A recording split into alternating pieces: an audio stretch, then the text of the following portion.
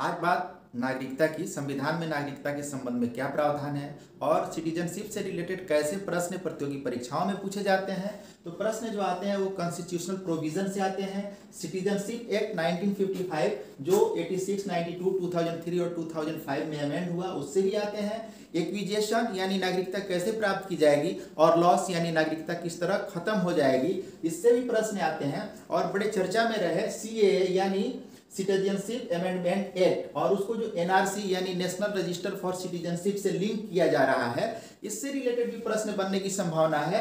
सबसे बड़ी बात कि सिटीजन्स को कौन से राइट हैं जो एलियन यानी विदेशी को नहीं मिले हुए हैं, इन सब पे हम चर्चा करेंगे। लेकिन आज बात सिर्फ कॉन्स्टिट्यूशनल प्रोविजन रिगार्डिंग सिटीजन की बात करते हैं। तो भारत में नागरिकता के संबंध में संविधान में कोई व्याख्या नहीं है, इसकी कोई परिभाषा या डिफिनीशन नहीं है। संविधान के भाग 2 में आर्टिकल 5 से 11 तक नागरिकता के संबंध में बातें कही गई हैं। कुल कितने आर्टिकल में, तो 7 आर्टिकल, 7, 5 to 11 कुल 7 आर्टिकल है जहां नागरिकता के संबंध में प्रोविजन है। कैसा प्रोविजन है, तो ये प्रोविजन सिर्फ ये बताता है कि कमेंसमेंट ऑफ कॉन्स्टिट्यूशन यानी जिस दिन संविधान लागू हुआ, कौन सा दिन था, 26 जनवरी 1950, उस दिन कौन कौन भारत का नागरिक हो सकता है। आइए सबसे पहले आर्टिकल 5 कहता है कि 26 जनवरी 1950 को भारत में रहने वाला हर व्यक्ति भारत का नागरिक होगा। उसके लिए 3 शर्तें हैं। पहली, भारत में उसका जन्म हुआ हो या उसके माता पिता में किसी का जन्म भारत में हुआ हो या 5 वर्ष से वह भारत में रह रहा हो। प्रश्न क्या पूछा जाता है कि किस अनुच्छेद में अधिवास द्वारा नागरिकता का प्रावधान है, तो सीधे उत्तर होगा अनुच्छेद 5। इसके बाद आर्टिकल 6 क्या कहता है, पाकिस्तान से भारत आए लोगों की नागरिकता की बात करता है। 2 तिथियां याद कर लीजिए, एक तिथि है बहुत महत्वपूर्ण है, ये है 19 जुलाई 1948। या तो इसके पहले आया है कोई या इसके बाद आया है। अगर 19 जुलाई 1948 के पहले पाकिस्तान से कोई भारत माइग्रेट करके आ गया है तो उसे स्वतः भारत की नागरिकता मिल जाएगी। अगर 19 जुलाई 1948 के बाद वह भारत आता है तो स्वतः नहीं मिलेगी, उसे एक एप्लीकेशन देना होगा और एप्लीकेशन देने के 6 माह पहले से भारत में निवास होना चाहिए, तब जाके उसे नागरिकता मिलेगी। आर्टिकल 6 के अंतर्गत आर्टिकल 6 सीधे सीधे कह रहा है पाकिस्तान से भारत आए लोगों को नागरिकता संबंधी प्रावधान के बारे में। अब आवेदन देगा तो उसको नागरिकता मिल सकती है। ऐसा क्यों, 19 जुलाई 1948 क्यों? क्योंकि 19 जुलाई 48 को ही अनुज्ञा यानी परमिट सिस्टम लागू हुआ। एक कानून बना जिसके अंतर्गत पाकिस्तान से भारत आने वाले लोगों को भारत की नागरिकता दी जा सकती थी। अगला आर्टिकल है 7। ये क्या कह रहा है कि 1 मार्च 1947 के बाद, डेट यहां महत्वपूर्ण है, 1 मार्च 1947 के बाद अगर कोई भारत से पाकिस्तान चला जाता है तो क्या सिटीजनशिप रहेगी? नहीं रहेगी, उसकी नागरिकता खत्म हो जाएगी।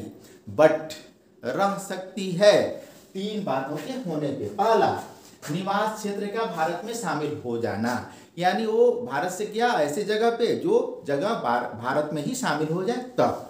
दूसरा, 19 जुलाई 1948 की अनुज्ञा पद्धति यानी परमिट सिस्टम के अंतर्गत वो भारत में आता है तब। और तीसरा, प्रव्रजन नियंत्रण कानून influx of Pakistan control act 1949, अगर इसके अंतर्गत भी 1 मार्च 47 के बाद पाकिस्तान जाने वाला व्यक्ति भारत आता है इस इच्छा के संग कि वो भारत में अस्थायी निवास करेगा तो उसकी नागरिकता बरकरार रह सकती है। यहाँ प्रश्न क्या पूछा जाता है, किस पर आर्टिकल 7 लागू नहीं होता, किस पर अनुच्छेद 7 के प्रावधान लागू नहीं होते। तो इन तीनों ही कंडीशन में, यानी कि भारत से पाकिस्तान जाने वाला व्यक्ति अगर 1 मार्च 47 के बाद जाता है और जहां वो रह रहा है वह क्षेत्र भारत में मिला लिया जाता है, या 19 जुलाई 1948 के परमिट सिस्टम के अंतर्गत भारत में आता है और उसका रजिस्ट्रेशन हो जाता है as a citizen of India, या influx of Pakistan control act 1949 के अंतर्गत वो आता है, तो उस पे आर्टिकल 7 के प्रोविजन यानी नागरिकता समाप्त होने वाली बात लागू नहीं होगी। अगला महत्वपूर्ण आर्टिकल है 8। आर्टिकल 8 में क्या है, संविधान लागू होने के पहले या बाद में भारत में जन्म लिया हो लेकिन विदेशों में रह रहा हो तो उसको क्या होगा, नागरिकता मिलेगी। लेकिन कैसे, पहले उसे आवेदन देना होगा और आवेदन के बाद उसका रजिस्ट्रेशन होगा, तब मिलेगी। लेकिन यूं ही नहीं मिलेगी, शर्त ये है कि स्वयं उसका जन्म भारत में हुआ हो या उसके माता पिता में किसी का या दादा दादी किसी का जन्म भारत में हो और जन्म से उनको नागरिकता प्राप्त हो, तब मिलेगा।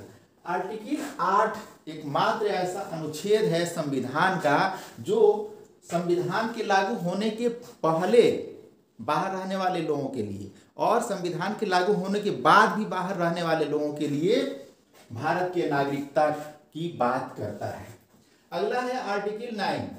आर्टिकल 9 क्या कहता है कि अगर कोई भारत का नागरिक स्वेच्छा से अपने विलिंग दूसरे देश की नागरिकता ले लेता है तो उसकी नागरिकता समाप्त हो जाएगी, स्वतः समाप्त हो जाएगी। आर्टिकल 10 क्या कहता है, नागरिकता का बना रहना। 5 से लेके 9 तक जितने प्रोविजन मैं बताया उन सभी के होते हुए किसी व्यक्ति की नागरिकता बनी रह सकती है, उसकी नागरिकता समाप्त नहीं होगी। और अंतिम जो प्रोविजन है संविधान में वो है आर्टिकल 11। संसद नागरिकता के संबंध में कोई भी कानून बना सकती है।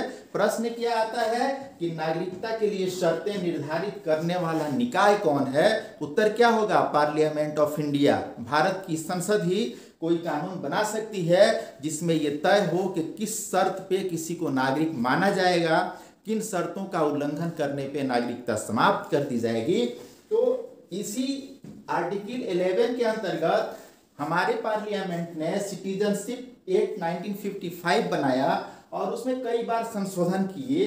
सीएए और एनआरसी तो खैर दूसरी चीज है, सीएए भी हमारे पार्लियामेंट ने ही बनाया। और ये सब ज्वलंत मुद्दे हैं, इनसे प्रश्न बनेगा, इस पे हम अगले वीडियो में बात करेंगे।